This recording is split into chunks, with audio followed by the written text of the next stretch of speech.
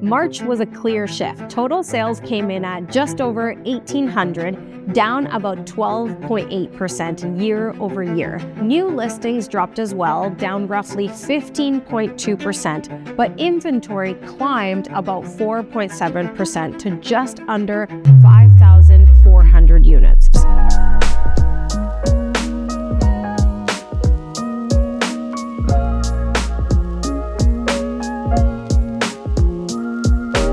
Months of supply sits at 2.87 months, up 20% from last year. But remember, this is for the entire market as a whole, and just under 3 months is actually not that bad, considering that apartments and townhouses carry a lot of that weight and stay on the market much longer than detached homes and duplexes. So when you strip that away, things actually look a lot different. And the overall benchmark price is $565,600, down 4.2 year over year. So what does that mean? It means we are no longer in the hyper-competitive multiple offer environment we saw a couple years ago. Buyers have more time now, more options, and more negotiating power. But this is absolutely key. Not all property types are behaving the same way. What I just gave you is the overview picture, the citywide average. But when you break it down by property type, you start to see where the real opportunities are and where the real challenges are.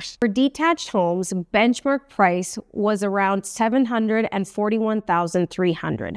Down about 3.3% year over year. Now here's what I'm seeing on the ground. Detached is showing real strength right now. Sales are down only 5% in March compared to last year, which is actually the smallest decline in any property type. And when you look at certain districts, the South and Southeast continue to show relative strength, especially for detached homes. The Northwest is also holding up well, particularly in established communities. Detached homes that are priced right and presented well are moving. We're still seeing activity. We're still seeing competing offers in the right neighborhoods. In fact, just last month, I had the opportunity to help a past client sell her home in Mackenzie Lake. We had the first deal fall apart, but we got another offer within 24 hours, and we had a backup offer on top of that. Tons of interest, multiple showings, and this was in the $650,000 range. But here's the thing, there's still a large amount of buyers that are not finding enough of what they're looking for.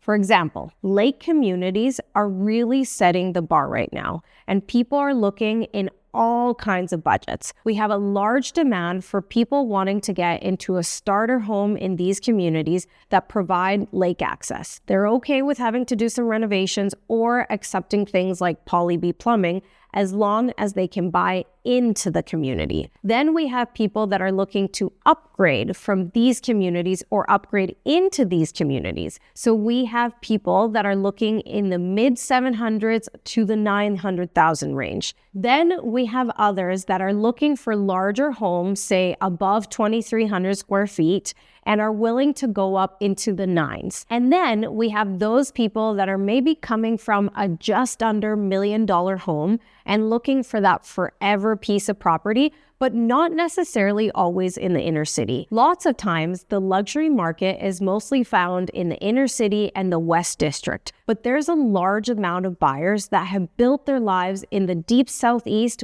or Northwest quadrants that are looking for 3-car garage and a more forever type of home feel. The only problem is, in order for them to go ahead and pull the trigger and list their house, they need to see this inventory come on the market. And we're not really seeing enough of this inventory on the market just yet. And of course, when it does come on the market, it doesn't last. This is a great opportunity for downsizers that are maybe looking to move away from these homes into something smaller. So if you own a well-presented detached home in an established neighborhood, especially in these sought-after lake communities or with those forever home features, you're in a much stronger position than the headlines might suggest. Semi-detached homes or duplexes, down only 0.9% year over year. This segment is quietly one of the most stable property types right now. Not a lot of downward pressure, inventory is relatively balanced,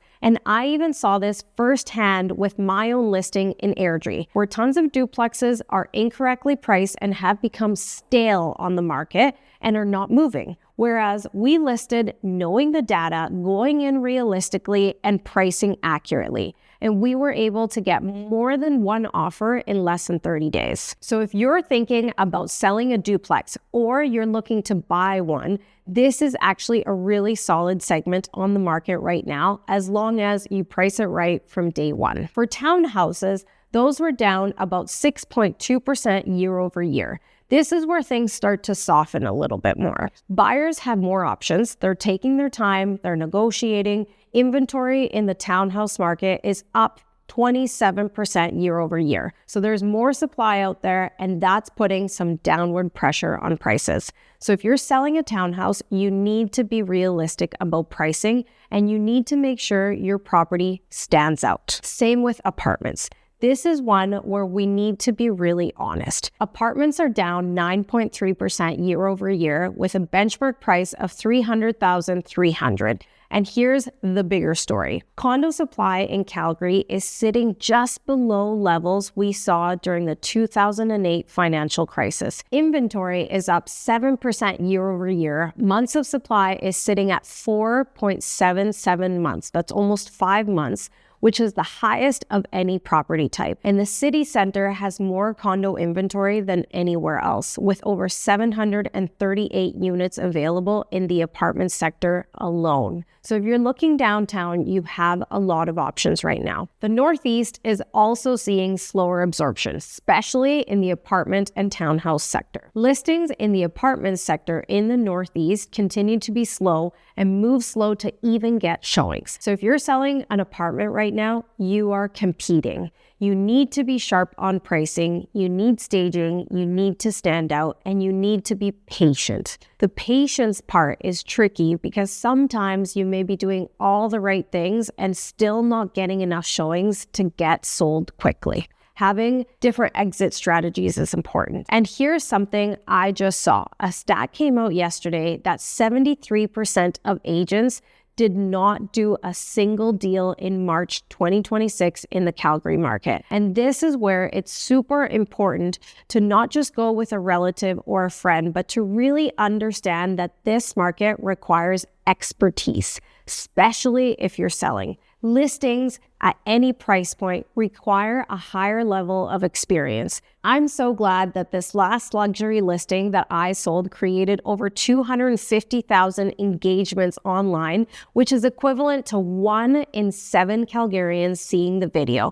And that's 2.2 times the size of Red Deer in engagement. And eventually we were able to attract the buyer through LinkedIn. But if you're buying a condo right now, this is one of the best buyer environments we've seen in years. You can take your time, be selective, and in many cases, negotiate pretty aggressively. So the big takeaway here is the Calgary market is not one market right now. It's several markets, and they're all behaving so differently. 2 of my favorite quotes are, "Fortune favors the bold." So even though it may seem like this market update has favorable news for some, less favorable news for others, that's just the way these markets go. And sometimes where there can be loss, there can be treasure for somebody else. You just have to be bold and be in a good enough situation, hopefully, to take advantage of it. Another quote I love is by Warren Buffett or Charlie Munger: "Be greedy when others are fearful, and fearful when others are greedy." This is a market where for the right person, it may be a total win, and for others, it may not. If you're trying to figure out this market and how it applies in your specific situation, whether that's buying, selling, or investing, reach out anytime. I'm always happy to walk you through it. And as always, if you like this video and found it helpful, please don't forget to like, share, and subscribe.